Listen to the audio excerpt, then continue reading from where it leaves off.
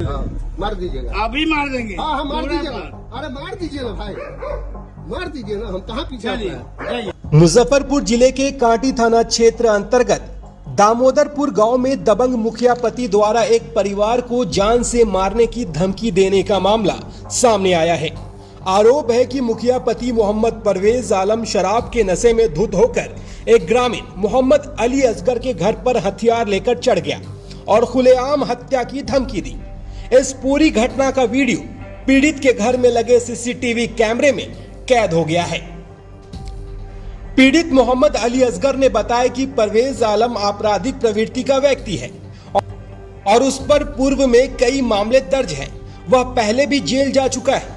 बीती रात वह अपने साथियों के साथ असगर के घर पहुंचा और दरवाजे पर चढ़कर गाली गलौज करने लगा। फिर कमर से हथियार निकालकर कहा कि मेरा हिस्सा वापस करो, नहीं तो तुम्हें और तुम्हारे बच्चों को जान से मार दूंगा।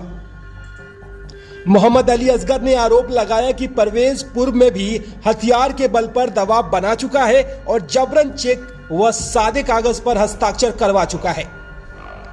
अब वह दोबारा जान से मारने की धमकी दे रहा है, जिससे उनका पूरा परिवार डरा सहमा हुआ है। उन्होंने कांटी थाने में इसकी लिखित शिकायत भी दर्ज करवाई है।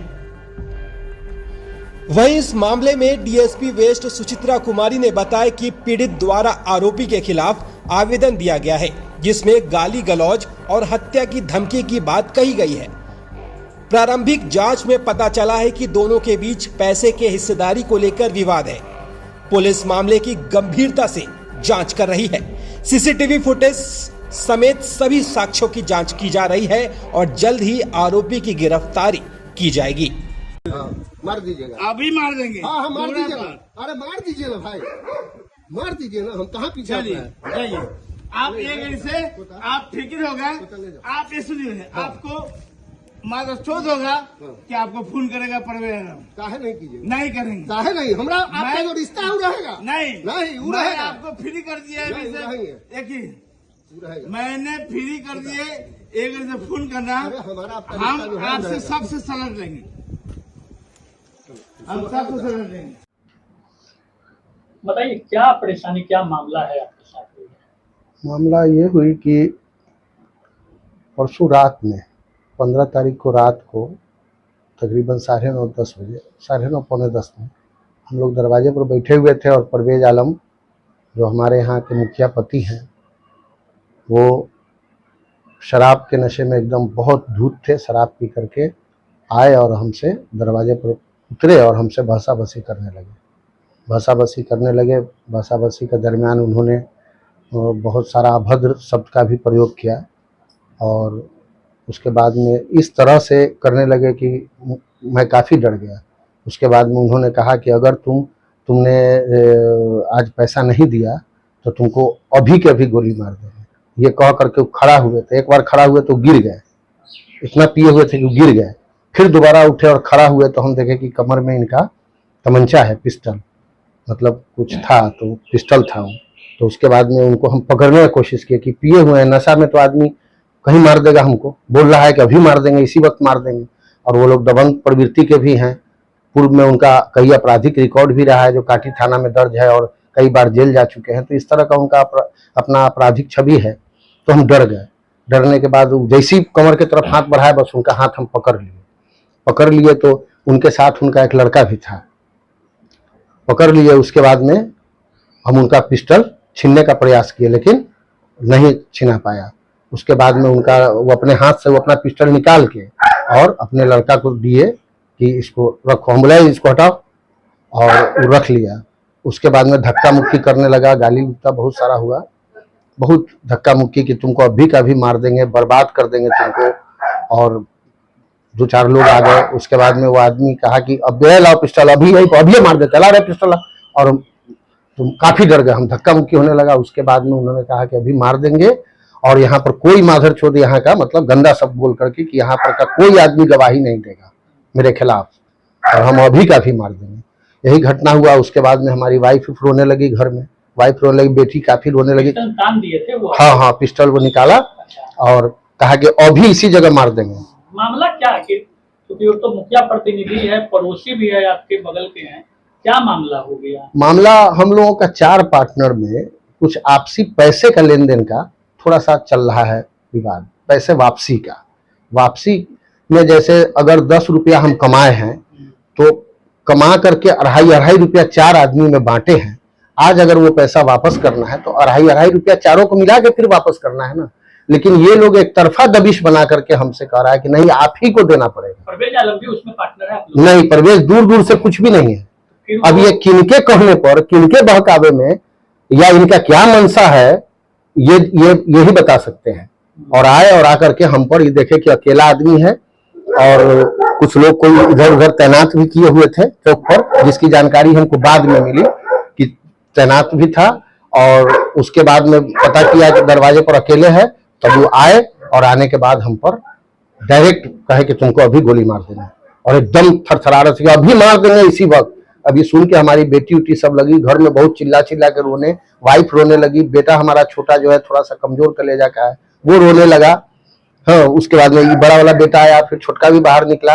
इस तरह करके अगल बगल के भी लोग आ गए, काफी धक्का मुक्की हुआ, जिसका सीसी फुटेज हमारे पास है। सीसी कैमरा मेरे घर पर लगा हुआ है जिसका फुटेज हमारे पास है।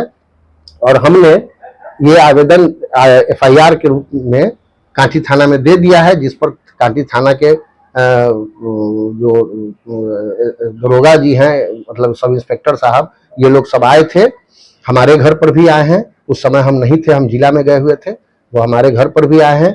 और परवेज आलम के भी घर पर गए हैं, उनका भी उनके शस्त्र की जब्ती के लिए कहा है उन्होंने। ये सब बात हमको पता चला है, तो कांटी थाना में मैंने FIR दे दिया है लिख करके। अब थाना अपना काम कर रही है अपने सिरे से। कब दिए हैं आवेदन? आवेदन हम कल दिए हैं सर। कल के डेट में? जी सर, कल दिए हैं। परवेज आलम को उसमें अभियुक्त आप बनाए हैं? हाँ सर, हमारे दरवाजे पर परवेज आलम आकर के हमको जान से मारने की धमकी दिए हैं। और यही नहीं, हमारे दोनों बेटा को बोले हैं कि कहीं भी नजर आएगा उसको हम मार देंगे। तो हमारा जब बेटा मर जाएगा, हम मर जाएंगे, तो हमारे परिवार का क्या होगा सर? आपको हमारे पास फुटेज है, हम फुटेज आपको दिखाते हैं सर। कितनों कह रहे हैं तो करा नहीं, अभी मार देंगे। मार दीजिए ना, हम कहाँ पीछे हैं? शराब के नशे में ये धूत है जी, सीधे कह रहा है कि अभी मार देंगे दूरा पर, ये कह रहे हैं सर। अब बताइए कि जिसका बाप को मार देगा वो जवान बच्ची है सर, इधर देखा जाए। हम इसका शादी ब्याह के कौन करेगा? हम अकेला आदमी है, ये हमारी पत्नी है। परिवार में पूरा दहशत आप लोग? जी सर, हमारी पत्नी है, देखा जाए इधर सर, पत्नी है, बेटी है बड़ी। इसका शादी हमको अभी 4 महीना में करना था, 4 महीना में शादी ब्याह करना था। हमको ऐसा उलझा दिया है सर कि हम क्या करें। अब हमारे पास एक ही रास्ता है कि हम लोग जाकर के थाना या SP साहब के सामने कहीं सुसाइड कर लेंगे। ये बच्चा का पढ़ाई छोड़वा दिए सर। देखिए 3 महीने में ऐसा डिस्टर्ब किया कि हम पढ़ाई छोड़ा करके काम में लगा दिए कि काम करो बेटा, हमारा कहीं भी हत्या हो सकता है। तो तुम अपने माँ का, बहन का कम से कम पालन पोषण तो कर पाओगे। अगर ये मरवा देगा तो कौन देखेगा इस दीदी को, इस बच्चा को हमारा? तो इसको हम पढ़ाई छोड़वा दिए। पढ़ाई छोड़ दो बेटा, ये BA पार्ट 1 में था, पढ़ाई छोड़ करके ये काम करना शुरू कर दिया। ये घर कैसे चलेगा? घर चलाने के लिए तो चाहिए कुछ। पुलिस से क्या सहयोग तो उम्मीद करते हैं? पुलिस पूरा सहयोग करेगी। हम लोग शुरू से कानून व्यवस्था पर भरोसा रखते हैं, लॉ एंड ऑर्डर को तरजीह देते हैं सर। कानून हमारा साथ देगा, प्रशासन हमारा साथ देगा। और गुंडा शक्ति, गुंडा ताकत को हम नहीं बर्दाश्त करेंगे सर। ये तालिबान नहीं है कि फरमान चलेगा, ये भारत है, ये देश संविधान से और कानून से चलता है। क्या हुआ है? आप लोग काफी परेशान हैं। गांव का जो मुखिया है आके रात को 10 बजे मेरे शौहर को मारने के लिए धमकी दिए हैं और बोले कि इनको तो खत्म करिए देंगे और दोनों लड़का को जहां मिलेगा वहीं पर गोली मार देंगे, मतलब खत्म कर देंगे। अब हम क्या करें? बोलिए हमारे शौहर को अगर मार देंगे, मेरे बच्चा को मार देंगे, हम जवान लड़की को लेके हम कहाँ रहेंगे? काम क्या, कौन हमको सहारा बनेगा? तो आप, हम क्या कर सकते हैं? हमारे शौहर को दरवाजे पर अगर मुखिया आके धमकी देगा, पिस्टल तान देगा, तो उसका कोई ये होगा ना, जैसे कि हमको इंसाफ चाहिए, हमको आप लोगों से इंसाफ चाहिए। हमारा शहर को बच्चा सबको कुछ नहीं करे, हमारा बेटी है जवान बेटी, उसको लेके हम दरवाजे पर तो नहीं जा सकते हैं ना। इसलिए हम आप लोगों से हम गुहार करते हैं कि हमको इंसाफ चाहिए। क्या नाम हो गया? मेरा नाम है यास्मीन बेगम।